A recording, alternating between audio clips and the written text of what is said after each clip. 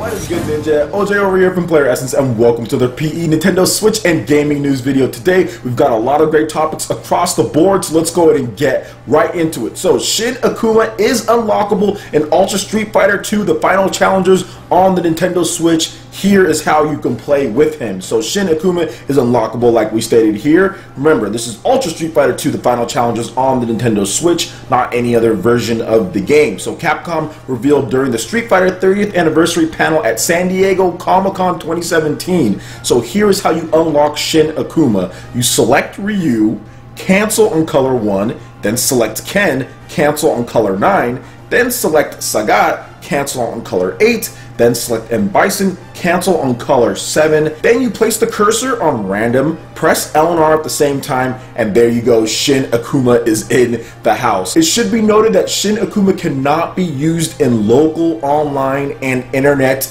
battles. So that's just one thing that you have to realize. Really, it's only for the single player modes in there. You can't use him against other people because he's incredibly powerful. Direct Feed Games showed off some gameplay of him, but I'm surprised that nobody figured this out beforehand. These are the type of things that usually people figure out, or maybe it already has been figured out. Maybe I didn't get the announcement from somewhere, but this is the first time that I've seen Shin Akuma as another playable character, or people saying that you can use him in there. But yeah, he's super powerful in the game, so I can see why you can't use him online and all that. Plus, you'd have to do all this stuff there in order to get him online. You might run out in the online battle menu or whatever the case is. Either way, Ultra Street Fighter 2, the final challenges on the Nintendo Switch. I know there's a lot of competitive people out there that are playing the game still at this point online. It kind of did reasonably well in terms of sales for a $40 game as far as how old it is. Of course, the game is available on the eShop, and you can get it at your retailers as well. Alright, moving on to the next article here. .hack//g.u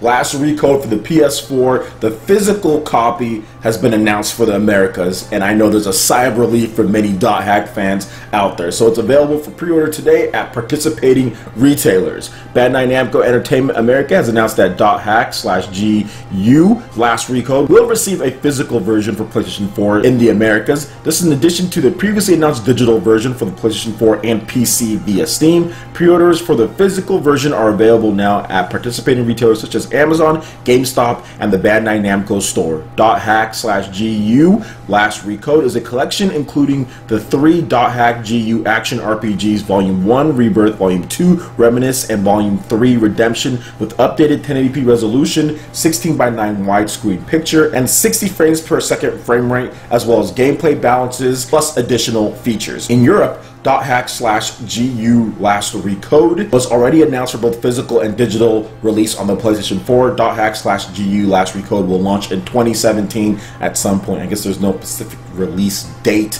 as far as what you can get there, but I remember when this game was coming out, I remember this was kind of like, of course it's an anime, you've seen it before, right? Or at least people know about the anime, but this game actually had kind of a Mass Effect vibe before Mass Effect on the PS2, because you can transfer over your save data and like stuff that you did like affects the next game or equipment or things like that. So it was a little bit of a Mass Effect style before that, so I'm pretty sure they've carried that over into this one, because that was one of the main selling points for getting all of the games, was carrying over and the decisions and stuff like that. Maybe there's a little bit more to it, it's a little bit less that I'm explaining, but I do remember them talking about that and remember reading about that in various game magazines back when the PS2, Xbox, and GameCube were the main systems out on the market. So are any of you guys .hack fans? Are you guys going to be picking this one up? I kind of want to get it just out of curiosity, because I know I was super interested when I was younger. I just never got around to watching the anime or buying the games on the PS2, but I think with all 3 games on there, additional features, 1080p,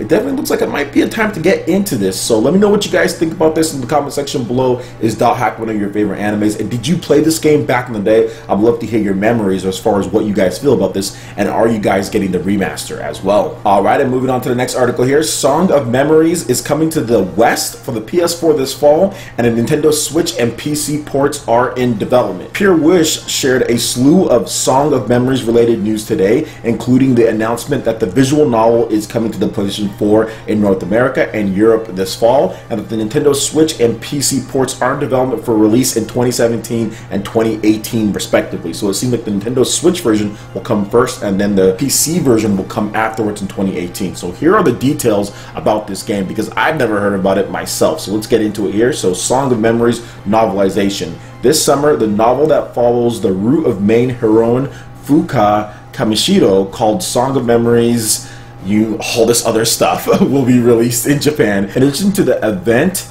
feature in the game, the novel will use newly drawn illustrations on both the front cover and some parts of the book.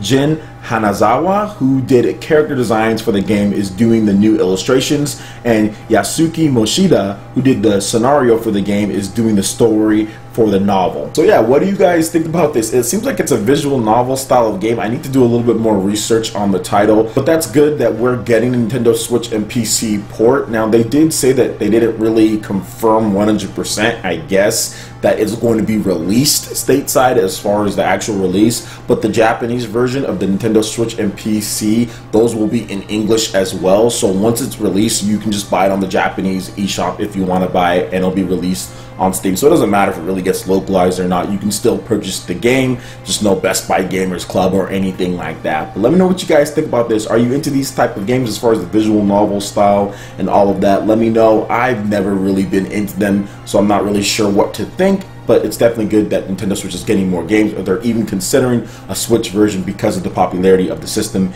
in Japan. Alright, and moving into the discussion here at the end, I wanted to talk about the Nintendo Switch Online app because I finally got to try it out more in depth with Splatoon 2 finally launching here in the Americas and everything. And I'd have to say, while there's definitely some great things about it, I think the Splatnet 2 is really cool and that's innovative, and if more developers can take advantage of that, I think that would be great for something like ARMS or even like other online games that come out later this year for the Nintendo Switch. So I do think that Splatnet is awesome, and hopefully more developers can take advantage of it when it comes to Nintendo's developers. But I do feel that there's some issues with the app. Now, I don't have all the issues that other people have. For example, people are saying, oh, well, it's going to drain your battery. Well, I'm mainly going to be at home when I play Splatoon 2, so I have no problem just hooking in like a long USB 2.0 cable right here. I have tons of long USB 2.0 cables, so that's not really an issue for me. And I also have a tablet, so maybe I'm not the best to talk about this because I use the tablet for that, and then my phone, I can just use my phone for whatever I do need. But I did try out both using a tablet and also using my phone as well. In terms of the voice quality of the app, it's pretty good. To me, it sounds very much like Discord or any other voice app that's out there, or voice communication that's out there. It's good. It's definitely not bad. You have the lobbies, and you can be split into teams for the private battles. I do need to test out a couple more things with it, but even the cool thing that I really want Nintendo to do is, like, if you send out an invite, or if you get an invite, it'll actually show up as an on-screen notification on your Nintendo Switch system. So when you're seeing it, whether you're playing in handheld mode or on the TV, that online notification says, hey, you have an invite, and then you can go to the lobby on there with your phone and hop right into the match. So that's actually really good as far as that goes, in terms of just being able to see the invite, being able to send them. However, the app itself, there's some issues for other people, like I said, as far as the phone screen, as far as the battery, because you can't let it run in the background. So that's going to be an issue for some. Not so much an issue for me because I have no problem just having it plugged in. I mean, if you use voice chat on your PS4 and Xbox One, it's going to drain the battery on those two. And if you're listening to audio, especially the PS4, it will drain the hell out of that battery. If you're doing audio and voice chat on a PS4 controller, it's done skis. It's done very soon. So I have no problem keeping it plugged in and having Bluetooth headphones, because I actually used wired headphones, which were good, and then I also used my Bluetooth headphones, which were even better because there's no cords at all. So I have a no cord attachment basically to where I can use the app and then also have the headphones. But overall, I still think that there's better options. Nintendo needs to make sure that they get this app, I think in 2018, have it for the smartphones and also have it on the system itself for those who want to use it on the system. Although I'm not sure how they'd be able to do it, because right now you can't connect Bluetooth headphones to Nintendo Switch, and you'd have to have a long headphone in order to use a headset while it's docked. You know, so they do need to make sure that they figure out those issues first. But if they can get all of that figured out by 2018 and have this app and also fix some of the things like it being able to run in the background and still voice chat with people and some of the other little things, I think it can be a great app. Obviously, it's in beta, it's limited, so it's definitely not finished, but I can understand some of the issues that it has. And I've seen some of them with what other people are using. But for me, like I said, it works okay. It's definitely not the best app out there. I still think Discord is better in terms of if you're going to invite people with the voice chat and stuff like that, because I'm not even sure if you can go into like the ranked battles and then have the voice chat and all that. I still need to do a little bit more testing and everything on there. But yeah, it's really for like the online lobbies, then you invite your friends from there. Whereas with Discord, they can just be doing anything, and then you can just invite your friends and have them, you know, come on. So I still think there's some better options out there, but I do feel that Nintendo has time to improve upon the app because it is a limited beta, like they did say. They said limited for sure, but basically beta. It's definitely in beta, and they'll put out updates for it, and I think by 2018 it'll pretty much be fixed up, and hopefully they put it on the Nintendo Switch system as well, because I gave that feedback like, hey, this is great. I actually prefer using my phone so I can actually get the notifications, because I'm never online with my system, so I won't see invites unless it comes to my phone for the most part.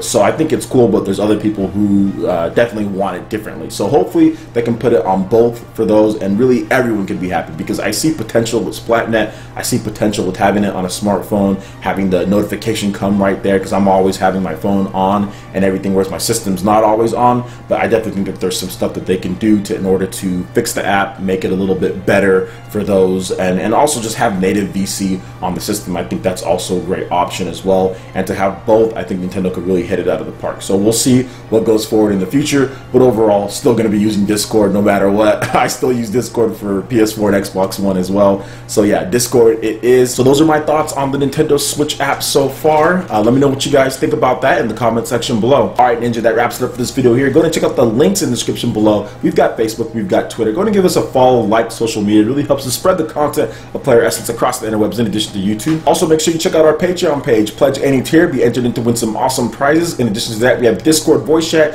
and $10 prize eShop tournaments for Mario Kart 8 Deluxe, ARMS, and we'll also have Splatoon 2 as well. So support PE Live and PE Arena right here on PlayerEssence. Also make sure you hit that like button if you did like this video. Let me know you guys want more content like this going forward in the future, and subscribe to PlayerEssence for the latest news, reviews, discussions, and more. Thank you so much for watching. We'll catch you Ninja for the next video.